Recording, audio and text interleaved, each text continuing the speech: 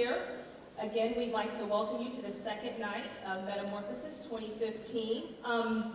Tonight we have a wonderful, wonderful program for you. This is our second phase.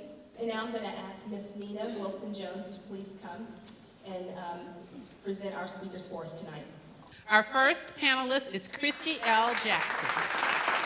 Christy is the recent winner of Houston's 40 Under 40 Young Business Professionals, the 2014 Women in Business Award, and the 2013 Humanitarian Award. She's also the founder of Women's CEO Project and was recognized by the White House as a citizen innovator and entrepreneur for her work to better the lives of women through her company, Women CEO Project. Ladies, I present Ms. Christy L. Jackson. In 2006, I was working in financial sales, and I was responsible for bringing in 75% of our monthly goal every single month. And our monthly goal was $1 million. So every single month, I, in my 20s, was responsible for bringing in over $750,000. I was making $980 every 2 weeks. So during this last job, I was opening accounts as well and helping young businesses and people who wanted to start a business. And it was mostly men. And they would come in and say, oh, I just have an idea, but give me some time, I'm gonna have a business. And I would watch them 5 or 6 months later have a business. And I realized that my life was not going the way that I wanted it to go, okay? And so about that time, I made one of the hardest decisions of my life. I decided to quit my job with $1,114, start my business full-time, and get my MBA. I also met a mentor at that time that told me she wanted me to do an entry in my journal called my vision list. And for me, I thought this was a stupid idea. I really did. I said, I can't think about what my life isn't. All I can think about is the money I don't have now. All I can think about is the life I have now. But I did it, and I want to read it to you. I pulled this out from my journal from 2006. I decided that I wanted to be on a plane often. I wanted to be dressed nice, not necessarily in a suit, but always fly. I wanted to be sought for my brain and not my body. I wanted to be paid to give advice and consult people. I wanted to be invited and accepted to exclusive private meetings, events, and environments. That was in 2006. Now, I always have setbacks. I have a setback every week. And this list isn't complete, but I can tell you that my life today looks like this vision list.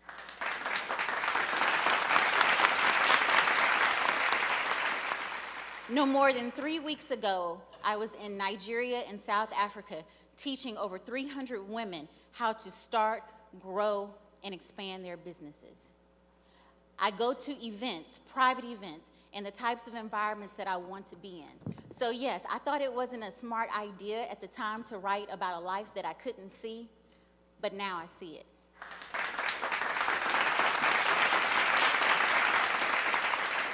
So today, I want to give you 4 tips on experiencing a life, to see it before you see it, okay?